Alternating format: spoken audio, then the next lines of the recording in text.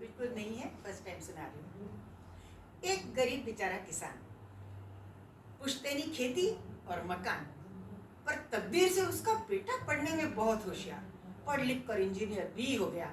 फिर बोला, बापू मुझे तो अमेरिका जाना है पढ़ना, मैं अभी नौकरी नहीं करूंगा।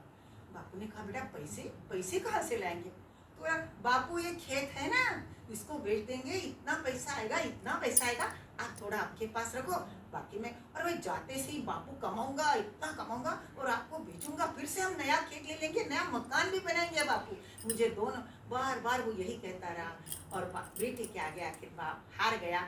उसने खेत बेचा और उसको पैसे दिए।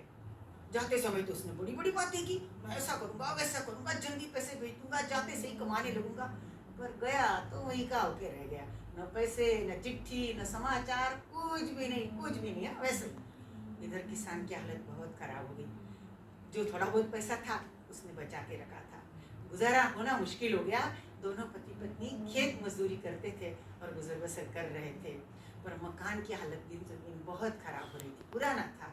उसमें से ईंट चूना पत्थर कपची खरकने लगा था। रंग तो कब का उड़ गया था, पर आहिस्ता आहिस्ता ईंट चूना पत्थर कपची खरने लगा था। क्या करता बेचारा, खाना खाते ऊपर से गिरता, सोते तो रात को चूना मिट्टी गिरती।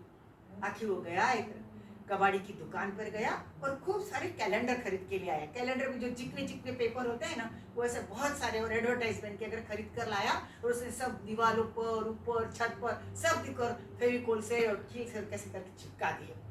कैसे पैसे गुजर बसर होने लगी, कम से कम खरना तो बंद हो गया। सोचा आगे जाकर बाहर से प्लास्टर नहीं होगा तो प्लास्टिक ही लगा दूंगा, ऐसा करके जिंदगी गुजरने लगी। फिर क्या हुआ, एकदम से अचानक बेटा आ गया, आदम का महंगी कार, 3-4 सूटकेस, और आया बैठा आराम से इधर उधर की बातें।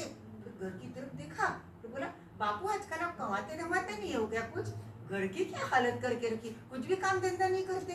ये क्या लगाया है आपने मकान में ऐसा चितकबरा? और हाथ के साथ उसने मुंह भी चलाना शुरू कर दिया। उठा, फाड़ फाड़ फाड़ फाड़, हाथ से एक एक कागज उठाने लगा, फाड़ने लगा कैलेंडर के सब लगाए पेपर। बापू ने हाथ जोड़ जोड़ कर उससे विनती की, अरे बेटा ऐसा मत कर बेटा, कागज मत फाड़, कागज मत फाड़ बेटा, कागज मत फाड़, बैठना मुश्किल हो जाएगा, मत फाड़।